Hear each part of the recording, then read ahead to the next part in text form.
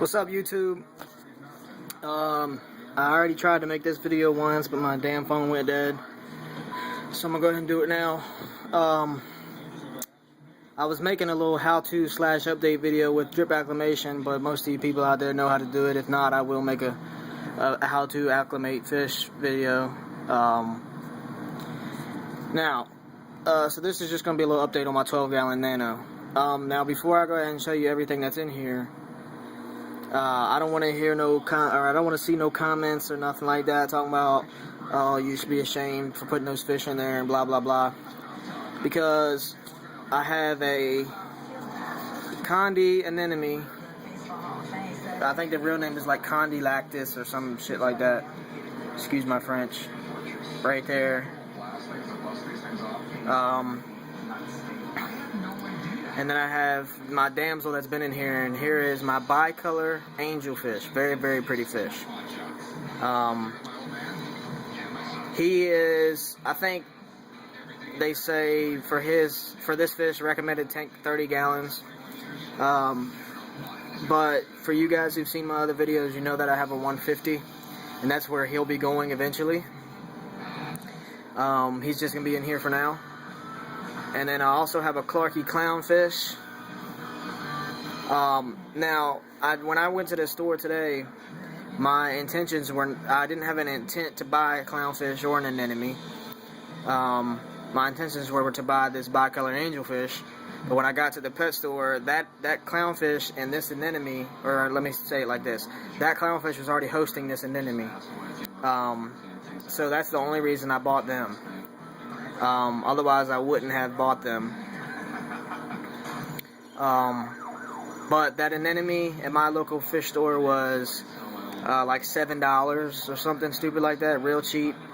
The clownfish was like $17, and then the angel was $25. So I spent about $50 total for these three guys.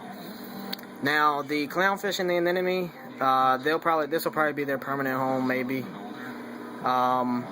with the damsel and my fire shrimp. But that's that. I was a little worried about the clownfish when I first put him in here. He went straight back behind the rocks and was just chilling back there. Kind of made me nervous there for a minute, but now he's out and about swimming around. He was just getting used to it for a minute. Now, just so you guys know, the way I acclimate my fish and corals and all that stuff is I don't necessarily float for corals, but usually what I'll do is I'll float the bag on top of the water with the lights off for about 15 minutes, and then I leave the lights off, and then I drip acclimate them for 45 minutes to an hour, always at least 45 minutes. You never really want to do less than 45 minutes for you guys out there who don't already know that. Now there are other ways of acclimation, but I do drip acclimation. All my buddies who have fish do drip acclimation. But that's, in my opinion, that's the best way. And since I've had saltwater fish, I've only lost one fish, knock on wood. And that was a tomato clown, and I'm willing to bet money he was already jacked up from the fish store.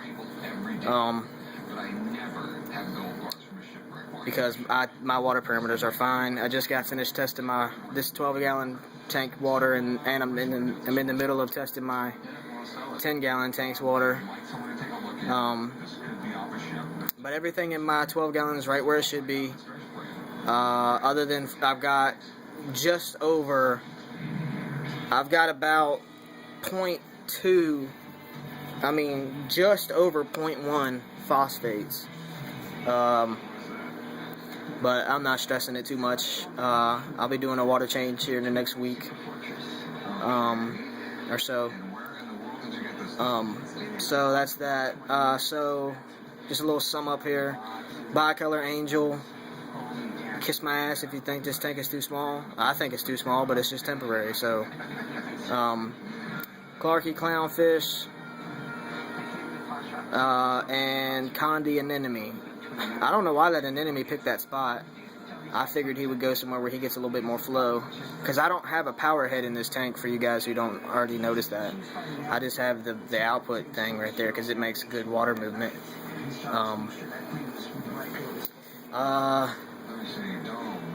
Since these fish have probably been in here, let's see, probably like 30 minutes or so, maybe about 45 minutes, I'm not really sure.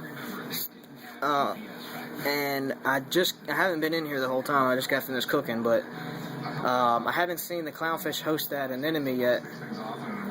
But when I was looking at him in the fish store, he was in that damn thing nonstop.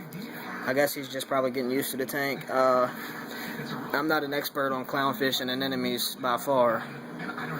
I would never really even had the strong desire to get a clownfish. But I've personally never seen somebody have a saltwater tank without a clownfish, honestly. Very few people that I know nobody who doesn't have a clownfish in a saltwater tank, but I've ran across a couple YouTube videos that didn't have one, but most of the time you see a damn clownfish. They're by far the most popular fish in the saltwater industry, for sure. My local fish store has some true percula, however you say it, clownfish. Those are very, very pretty. But that guy sells them for too much. He sells them for $50 a piece, and I just ain't doing it. I don't like them that much. I'm more into the bigger fish, for the most part, especially since I'm getting into that 150. So I am. Oh, my fire shrimp's still in here too, by the way. He just hides during the day. Anybody who has a fire shrimp knows that you don't see them during the day too often unless you're about to feed them. I might, after I finish this video, I might do a little quick feeding video. I've got all the stuff I feed my fish. I've got flakes, just some regular generic omega-1 saltwater flakes right here. And I feed them brine shrimp and mysis shrimp and freeze-dried bloodworms. The mysis shrimp I feed my corals in my other tank, and I feed mysis shrimp to my shrimp, my fire shrimp and my coral banded shrimp and my emerald crab all eat mysis shrimp. But I got the freeze-dried bloodworms for the clownfish. My damsel doesn't really eat them. He will eat mysis shrimp from time to time, but he mostly just eats the flakes. The angel, he'll probably eat mysis shrimp. And I also have, I don't know if you guys can see that. I don't feel like getting up. That green seaweed, box of green seaweed, he'll eat that. I've got a little suction cup holder thing. Some people call it a veggie clip, I guess. It's a homemade one that I got. But anyways, I'll make a feeding video for everything in here. And then we'll see if the condi moves or what he does, because I'm just surprised that he picked that spot. I figured he would pick a spot with more flow. But it's whatever. Wherever he wants to go is where he go. Also, I'm going to make a video. The first time I see that clownfish hosting that anemone, I'll make sure I get a video of that. And I'm going to clean the outside of my glass after I'm finished eating. So that's the update, guys. Whoa, I thought he was going to go in there. Thanks for watching.